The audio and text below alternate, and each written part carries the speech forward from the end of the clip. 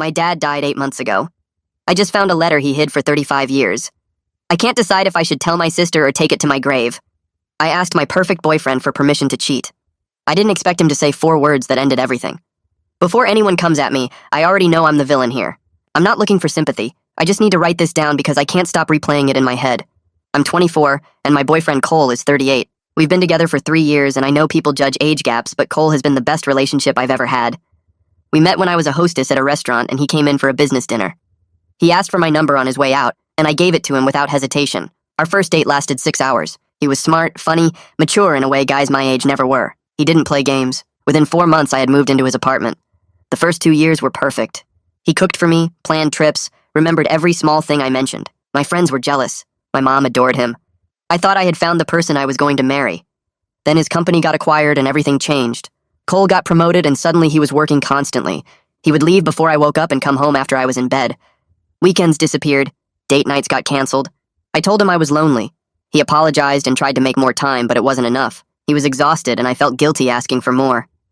That's when I reconnected with Travis. We dated briefly in college and ended on good terms. He found me on Instagram and we started messaging. At first it was catching up, but then it became more frequent. He texted me good morning. He asked about my day. He gave me the attention I was craving. One night Cole was stuck at the office and Travis asked if I wanted to get drinks. I said yes. When he walked me to my car, he kissed me. I kissed him back. We ended up in his back seat and things happened. Not full sex, but enough. I drove home feeling sick, but also feeling seen for the first time in months. I knew I had to tell Cole something. So the next evening I sat him down and told him I had been feeling neglected. I told him I wanted to propose an open relationship so I could get my needs met while he focused on his career. He listened quietly. He asked clarifying questions. He seemed so calm that I thought maybe this could work. Then I told him the last part. I said this would only be open on my side. I explained that I didn't want him sleeping with other women because that would hurt me, but since he was never home anyway, it shouldn't matter. I told him I already had someone in mind and that nothing serious had happened yet. I lied about the nothing happened yet part.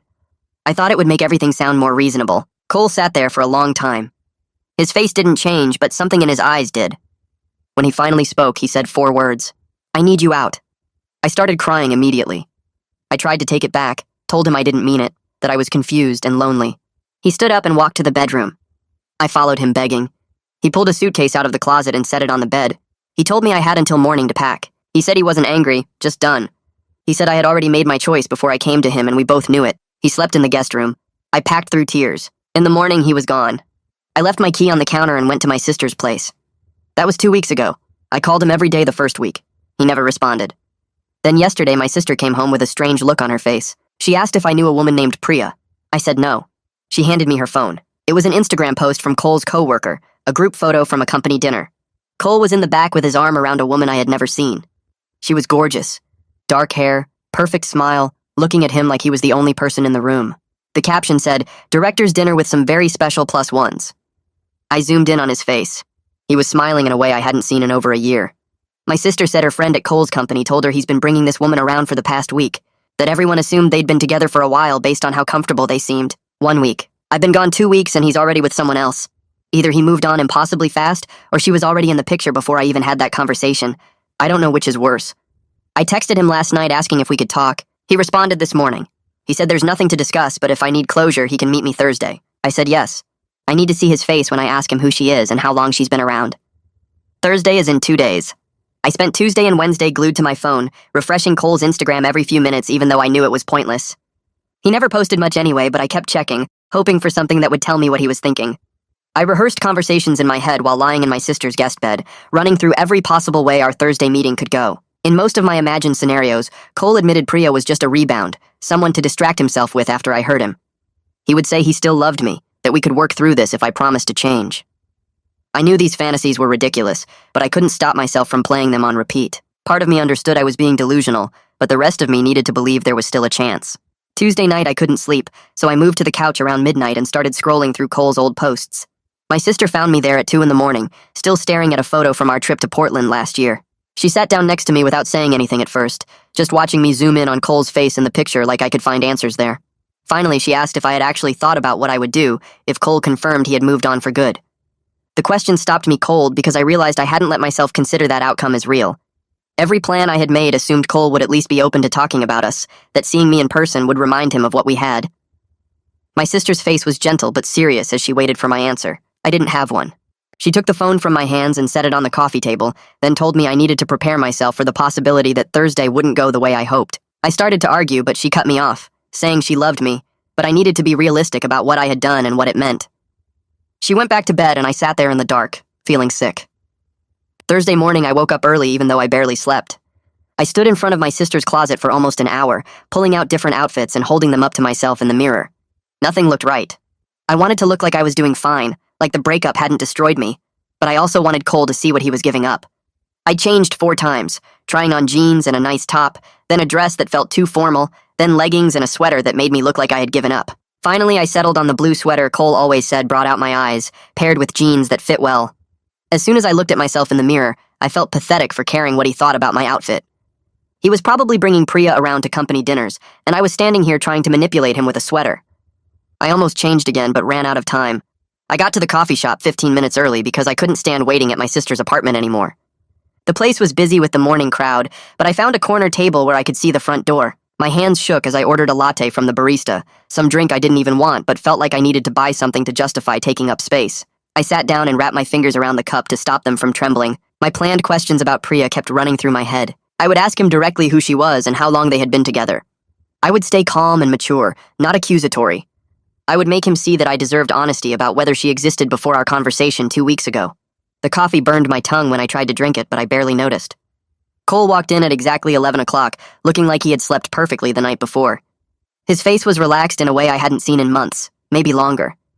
He was wearing the gray jacket I bought him for his birthday last year, and the sight of it made my stomach hurt. He went to the counter and ordered his usual black coffee without looking around for me first, like he wasn't in any hurry. When he finally walked over to my table and sat down across from me, his expression was completely neutral.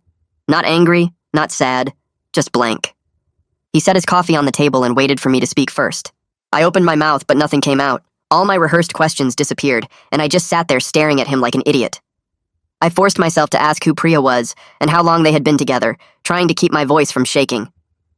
Cole took a slow sip of his coffee before answering, like he was thinking about whether I even deserved an explanation. When he finally spoke, his voice was calm and matter-of-fact. He said Priya was a director at a partner company his firm had been working with for 8 months. 8 months. The number hit me hard because that meant she was around for most of the time I was feeling neglected and complaining to Travis. Cole kept talking, explaining that they worked together on the acquisition project and became friends through all the late nights and weekend meetings. He said she understood the pressure he was under in ways I never seemed to. My prepared accusations about him cheating died in my throat because the timeline he was describing started way before Travis kissed me in that parking lot. I had been so ready to confront him about emotional infidelity, to make him admit he had someone else while we were together. But 8 months meant Priya was there through everything, watching Cole stress about work while I complained he wasn't paying enough attention to me. Cole's eyes stayed steady on mine as he continued. He said he never touched Priya while we were together, never crossed that line physically, but he wouldn't apologize for developing feelings for someone who actually saw him as a partner instead of just a provider. The words landed like a slap. I realized that was exactly how I had been treating him, like someone whose job was to take care of me and make me happy, not like an actual person with his own struggles. I tried to defend myself by bringing up how lonely I was and how he was never home, but Cole cut me off before I could finish. His voice stayed gentle but firm as he said he had been building a future for us while I was building an exit strategy. He said we both knew which one of us gave up first. I wanted to argue that it wasn't that simple, that he had checked out emotionally long before I did anything with Travis. But sitting across from him now, seeing how calm and sure he was, I couldn't make myself believe my own excuses anymore. Cole set his coffee down and looked at me directly. He said the open relationship thing wasn't actually what ended everything between us. It was that I had already cheated and was asking for permission after the fact. His voice didn't change when he said it. No anger or hurt, just stating a fact. Then he told me he knew I was lying about nothing serious happening yet the moment those words came out of my mouth. I felt my face go hot as he kept talking. He said I have this tell when I lie where I touch my neck, and he noticed me doing it that night. He knew immediately that I had already been with Travis or someone else and was trying to get retroactive approval to make myself feel better about it. I couldn't even deny it because he was completely right. Cole admitted he'd been questioning everything for months before that conversation. He said he noticed how I only seemed happy when he was doing something for me, taking me somewhere, buying me something, fixing a problem I had. He said the age gap that felt exciting at first had turned into a burden of constantly managing my expectations, like I was someone he had to take care of instead of a partner. His voice stayed calm, but I could hear the weight in it, like he'd been carrying this around for a long time. I asked why he didn't say anything sooner if he was so unhappy, my voice coming out sharper than I meant it to. Cole's expression changed for the first time since we sat down, something flickering across his face that looked almost sad. He said he tried multiple times to talk about us growing apart, about how we never really connected anymore beyond surface stuff. He said every time he brought it up, I would turn it into complaints about his work schedule instead of actually listening to what he was trying to say. The words hit me hard because I couldn't remember any of those conversations, but the look on his face told me they definitely happened. He pulled out his phone and scrolled for a minute before turning it toward me. The screen showed text messages from 4 months ago, his name at the top with a blue bubble saying they should probably talk about seeing a couples counselor. My response was 3 laughing emojis and a message saying he was being dramatic, that we were fine and he just needed to relax. I stared at those words, my own words, and couldn't remember writing them at all. But there they were. Proof that I had dismissed him when he was trying to save us. Cole put his phone back in his pocket and told me he had already started the process of emotionally letting go before my proposition.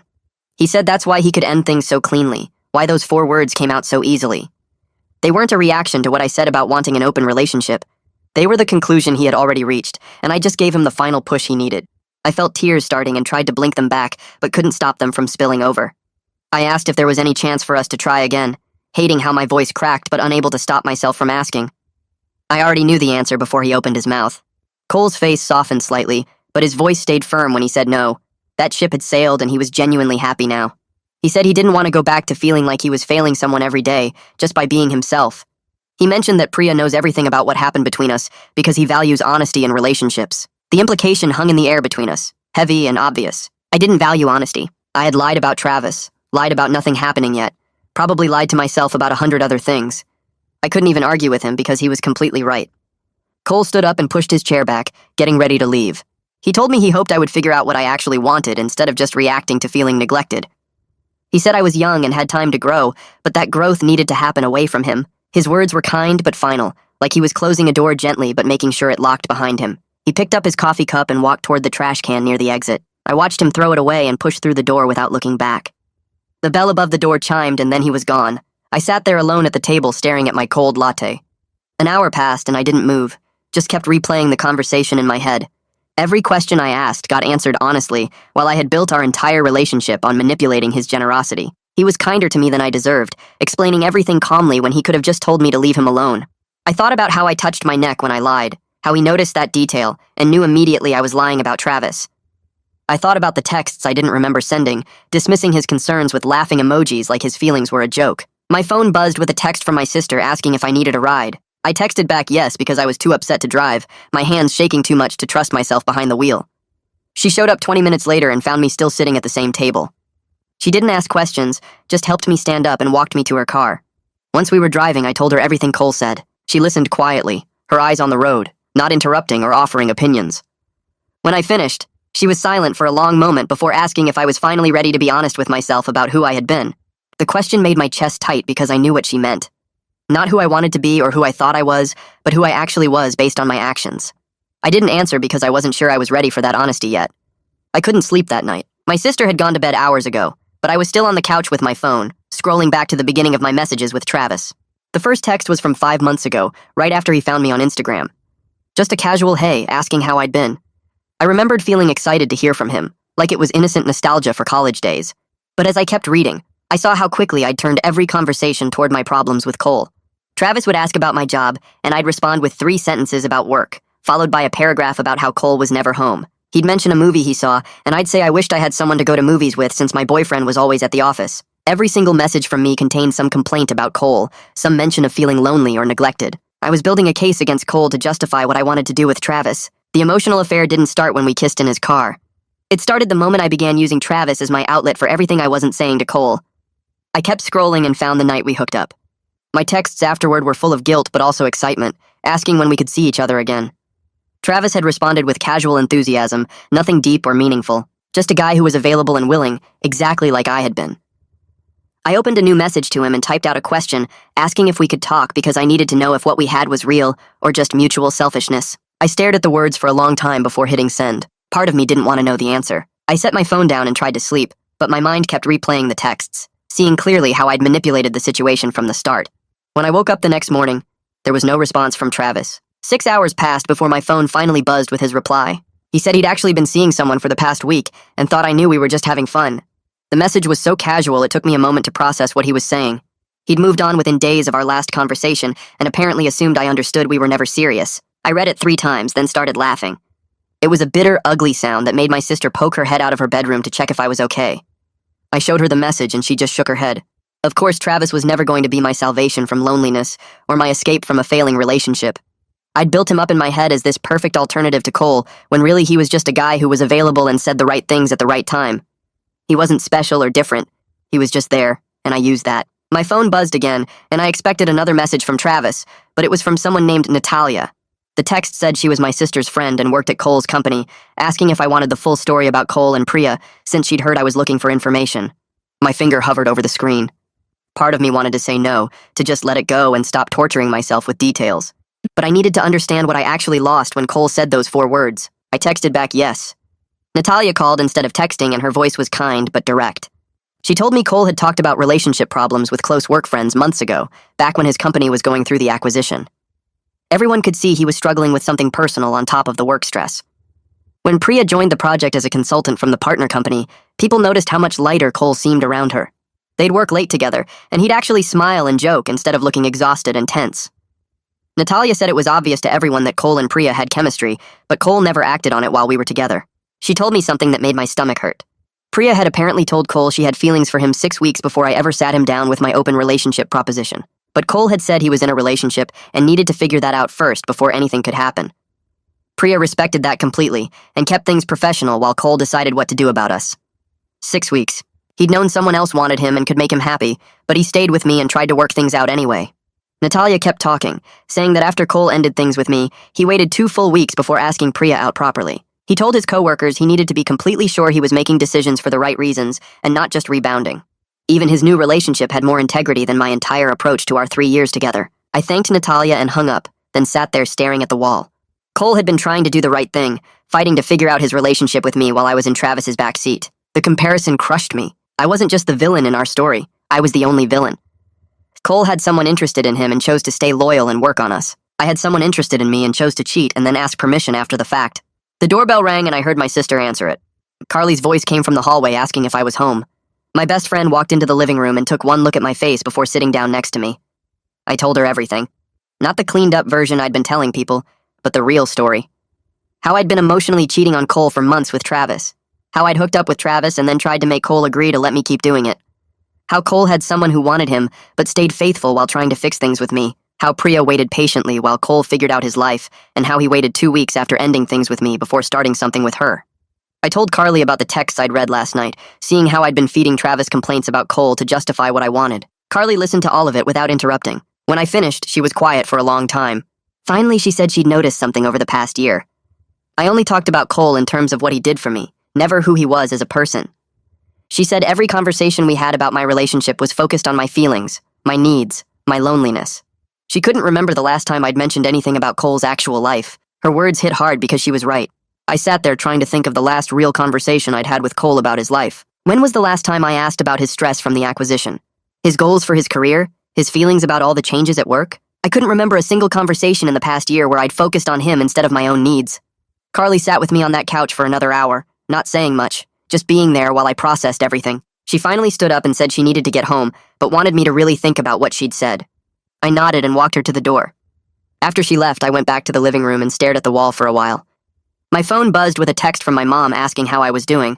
I'd been giving her vague updates since the breakup, nothing specific about what actually happened. She knew Cole and I had ended things, but I'd blamed it on the usual stuff. Growing apart, different priorities, nothing that made me look like the bad guy. But sitting there after everything Carly had said, I couldn't keep lying to my mom.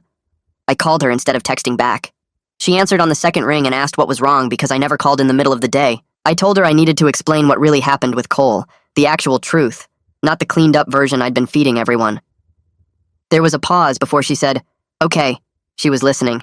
I started from the beginning, how Cole had been working constantly, and I felt neglected. How I'd reconnected with Travis and started an emotional affair that turned physical.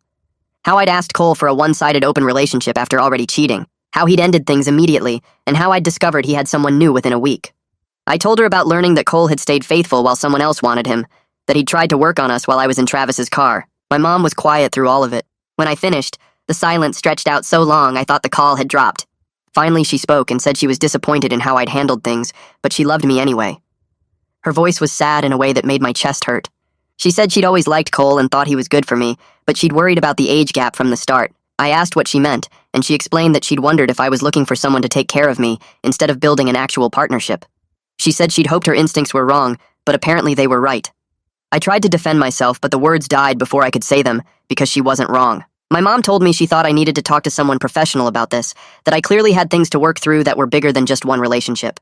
We talked for a few more minutes before hanging up, and I sat there feeling like I'd disappointed everyone who mattered.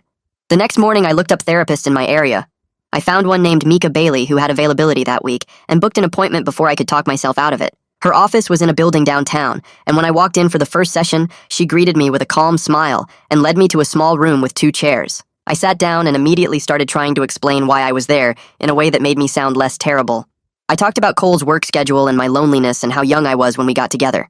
Mika listened patiently and then gently pointed out that I was spending a lot of time explaining circumstances, but not taking responsibility for choices. The observation stung, but I couldn't argue with it. She asked me to describe what I brought to my relationship with Cole beyond just being there, and I opened my mouth to answer, but nothing came out. I sat there trying to think of something meaningful I'd contributed, and came up blank. I'd been young and fun in the beginning, but that wasn't really bringing something to a partnership. Cole had handled the bills, the cooking, the planning, all the actual work of maintaining our life together. I'd just coasted along enjoying the benefits. Mika didn't push when I couldn't answer, just made a note and moved on to other questions. By the end of the session, I felt raw and exposed, but also like maybe this was necessary. I scheduled my next appointment for the following week. When I came back for the second session, Mika asked me to think about the open relationship proposition I'd made to Cole. She wanted me to walk through the actual logic of what I'd asked for. I explained how I'd wanted to see other people while keeping Cole from doing the same, and hearing myself say it out loud made it sound even worse than it had in my head. Mika pointed out that I'd designed the whole thing specifically to punish Cole for not meeting my needs while protecting myself from any consequences. The calculation behind it made me feel sick. I'd convinced myself I was just trying to get my needs met, but really I'd been trying to have everything my way without considering his feelings at all. I left that session feeling worse than the first one, but Mika said discomfort meant I was actually looking at things honestly. That weekend I was scrolling through social media and saw a post from someone who knew both Cole and me. It was from a gallery opening downtown, and there in the background was Cole with his arm around Priya. They were looking at a painting together, and something about the way they stood next to each other looked different from any photo I had with Cole. They looked like equals, like 2 people who were actually on the same level, instead of one person taking care of the other. I zoomed in on their faces and they both looked genuinely happy in a way that had nothing to do with me. I closed the app and put my phone face down on the table. My phone buzzed an hour later with a text from Travis asking if I wanted to come over and hook up. I stared at the message and felt absolutely nothing. No excitement, no temptation, not even anger. Whatever I'd thought I wanted from him had just been a way to avoid facing how inadequate I felt in a real relationship. I typed back a simple no, and then blocked his number without waiting for a response. When I told Mika about it at our next session, she said blocking Travis was actual progress, even though it felt like just basic decency to me. She pointed out that keeping him as an option would have been exactly the kind of behavior that got me into this mess in the first place. A few days after my last therapy session, my sister knocked on my bedroom door and asked if we could talk. I followed her to the kitchen where she had coffee already poured for both of us. She sat down across from me and said she loved having me there, but this was only supposed to be temporary. I needed to start looking for my own place. The words felt like a punch, even though I knew she was right. I'd been treating her apartment like a safe space where I could hide from rebuilding my actual life. She reached across the table and squeezed my hand, told me this wasn't about kicking me out, but about me learning to stand on my own. I nodded and felt tears starting but pushed them back. That weekend I started searching for apartments online, and the reality of my situation hit me fast. Everything I could actually afford was depressing in ways that made my chest tight. Studio apartments with carpet stains and tiny windows that looked out at brick walls. One-bedrooms in buildings where the hallways smelled like old food and cigarette smoke. I'd gotten so used to Cole's place with the big windows and nice appliances that I'd forgotten what my actual price range looked like. The apartment we'd shared together cost more than twice what I could afford on my own. I'd been living a life Cole paid for while contributing basically nothing, and now I was seeing exactly where I actually belonged. The apartments in my budget were the kind of places I'd driven past and felt grateful I didn't live in, and now they were my only options. I called Carly and asked if she'd come look at places with me because I couldn't face it alone. She met me the next afternoon and we drove to 3 different buildings. The first one had a broken elevator and stairs that made my legs burn by the 3rd floor. The second one had a landlord who kept staring at my chest while explaining the lease terms. The third one was actually clean, but so small I couldn't figure out where I'd put a couch. Carly walked through each place with me and didn't say anything negative until we were back in her car. Then she turned to me and said, maybe having my own space that I paid for myself was exactly what I needed. She pointed out that I'd never really lived independently before. I'd gone from my parents' house to a college dorm to Cole's apartment without ever having to be completely responsible for myself. The observation stung because it was true. I jumped into living with Cole after 4 months because it was easier and nicer than figuring out my own housing situation. I'd taken the path that required the least effort from me. We looked at 2 more places the following week, and I finally found one that felt manageable. A small 1-bedroom on the 2nd floor of a building that wasn't falling apart. The kitchen was tiny and the bathroom had old tiles, but the bedroom had decent light, and the whole place was clean. The rent was exactly at the top of what I could afford, which meant I'd have to actually budget for the first time in 3 years. I filled out the application sitting in Carly's car and felt my hand shaking as I signed my name. The landlord called 2 days later and said I was approved. I'd need first month, last month, and security deposit by the end of the week. I looked at my bank account and realized I'd have almost nothing left after paying all that. No safety net, no cushion, just me trying to make it work on my server wages and tips. I transferred the money and felt simultaneously proud and scared in a way that made my stomach hurt. Moving day came 3 weeks later, and my sister and Carly showed up with Carly's boyfriend's truck. We loaded up the furniture I'd bought from a thrift store and the kitchen stuff my sister had given me from her extras. Everything was mismatched and worn, but it was mine in a way Cole's expensive furniture had never been. We carried boxes up the stairs and my sister kept making jokes to keep the mood light. By the afternoon, the apartment was set up and it looked sparse and kind of sad, but it was my space that I was paying for with my own money. After they left, I sat on my secondhand couch and looked around at my new life. The walls were bare and the furniture didn't match, and I could hear my neighbor's television through the wall. This was where I actually was in life, not in some nice apartment with a successful older boyfriend taking care of everything. I went to the grocery store that evening to stock my empty fridge and ran into Arlo from Cole's company in the produce section. He looked surprised to see me, and we had an awkward moment where we both pretended we might not recognize each other. Then he smiled and said hi and asked how I was doing. I gave him some vague answer about being fine and starting fresh. He nodded, and there was a pause before he mentioned that Cole seemed really happy lately. There was no judgment in his voice, just a simple statement of fact, but it stung anyway. I asked if he'd met Priya, and Arlo said yes, that she was great and they seemed really good together. He said it kindly, but I felt my face get hot. We talked for another minute about nothing important, and then he said it was good to see me and walked away. I stood there holding a bag of apples and feeling like everyone in Cole's life had moved on except me. At my next therapy session, Mika asked about my new apartment, and I described it and the whole process of finding it. She said she was proud of me for taking that step toward independence. Then she shifted the conversation and asked about my pattern of seeking validation from men instead of building my own sense of worth. I tried to deflect, but she kept pushing, asking what I actually wanted to do with my life beyond being someone's girlfriend. I opened my mouth to answer and realized I didn't have one. I'd spent so much energy on my relationship status that I'd never developed real goals for myself. Mika let the silence sit there while I tried to think of something meaningful to say about my future. Finally, I admitted I didn't know what I wanted because I'd been so focused on having a boyfriend that I never thought about what I wanted to build for myself. She asked what I was good at and what interested me, and I struggled to answer that too. At 24, I should have some kind of direction, but I'd been coasting on potential instead of actually building anything real. The conversation left me feeling raw and exposed in a way that made me want to skip my next session. That week at work, my manager pulled me aside and asked if we could talk in the office. My stomach dropped because I knew my performance had been terrible for months. I'd been showing up late, forgetting orders, giving customers attitude when I was having bad days. She sat me down and asked directly if I was still committed to being there or if I needed to find something else. Her tone wasn't mean, but it was serious in a way that scared me. I apologized and said I'd been going through personal stuff, but that wasn't an excuse. She said she understood everyone had problems, but I needed to decide if I could actually do my job or not. The restaurant couldn't keep covering for me when I wasn't pulling my weight. I promised I'd do better, and she said she hoped, so because she didn't want to have this conversation again. After that, I actually started trying at work for the first time in months. I showed up early, paid attention to my tables, stopped treating the job like something beneath me. I focused on doing the work well instead of just getting through shifts. My tips got better because I was actually being pleasant to customers. My coworkers stopped giving me annoyed looks when I came in. After 2 weeks, my manager noticed the change and pulled me aside again. This time, she said she was glad to see the improvement and that if I kept it up, there might be opportunities for advancement. Maybe training new servers or eventually moving to a supervisor role. The idea of actually having a career path at the restaurant had never occurred to me before because I'd always seen the job as temporary, something I did while waiting for real life to start. But real life was happening now, and I needed to take it seriously. I spent the next few weeks actually focusing on my job and my life, instead of obsessing over Cole. My manager started giving me more responsibility, and I took it seriously. I showed up early, stayed late when needed, and stopped treating customers like they were interrupting my day. My coworkers noticed the change and started being friendlier. One of them invited me to happy hour, and I went instead of making an excuse. It felt good to have something that was mine, separate from any relationship drama. Natalia texted me one evening while I was making dinner in my tiny kitchen. She said she'd seen Cole and Priya at a company event that afternoon, and they announced they were moving in together. I sat down on my couch and stared at the message for a long time. The news hurt, but not in the sharp way I expected. Mostly I just felt sad about how completely I was replaced.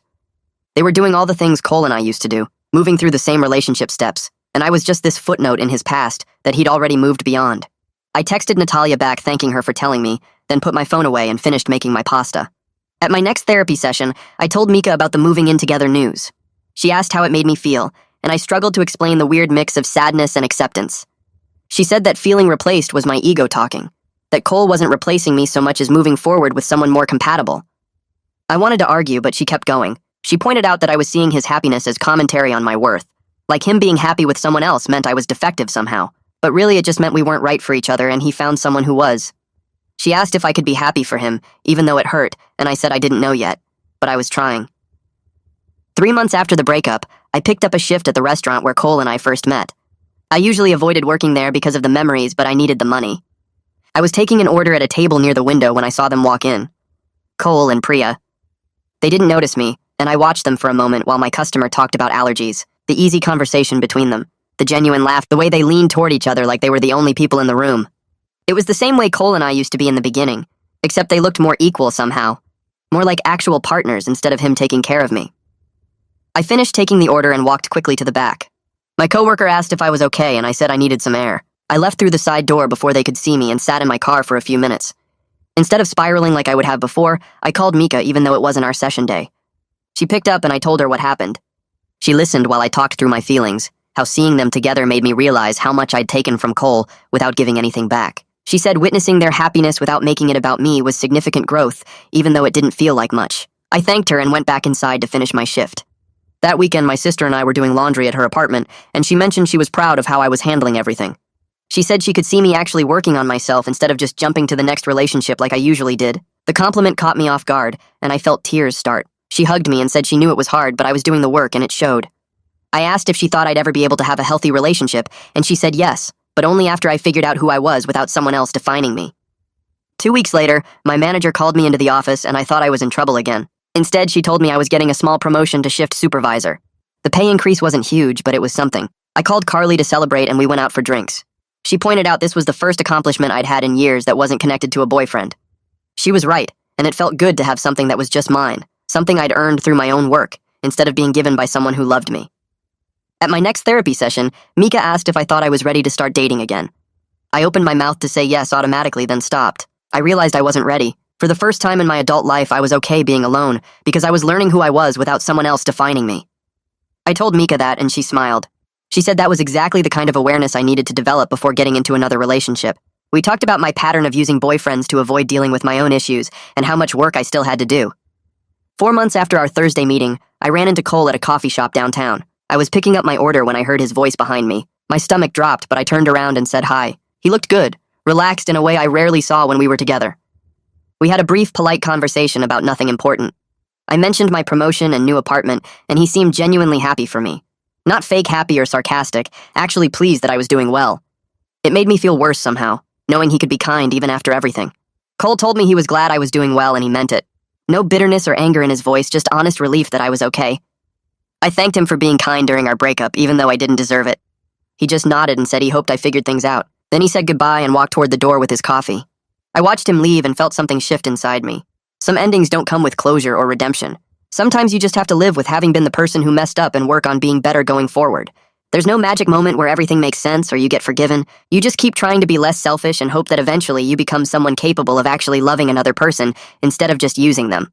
6 months after the breakup, I'm settled into my apartment and doing well at work.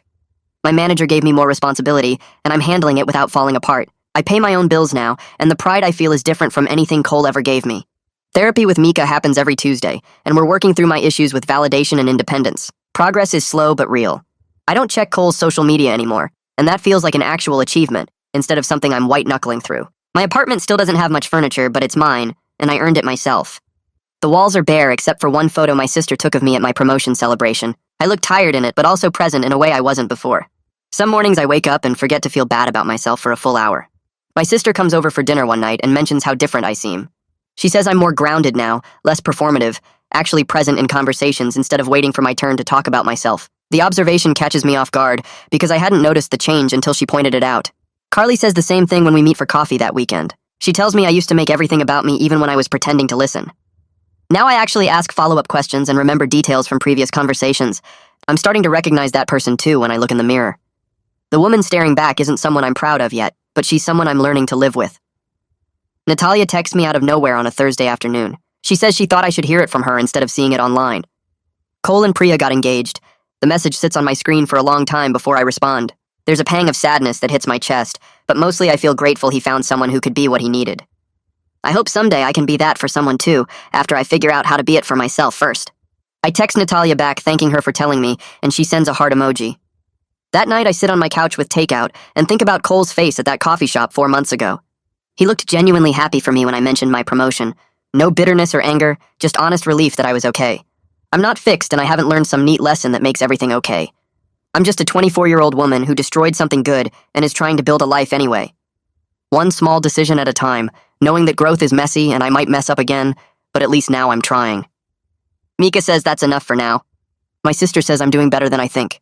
Carly reminds me that recognizing my patterns is half the battle. I'm learning to sit with discomfort instead of running from it into someone else's arms. Some days are harder than others, and I still catch myself wanting to text Travis or scroll through dating apps looking for validation, but I don't. I sit with the feeling until it passes, and then I make dinner or call my sister or go to work. The mundane tasks of living alone are teaching me more about myself than any relationship ever did.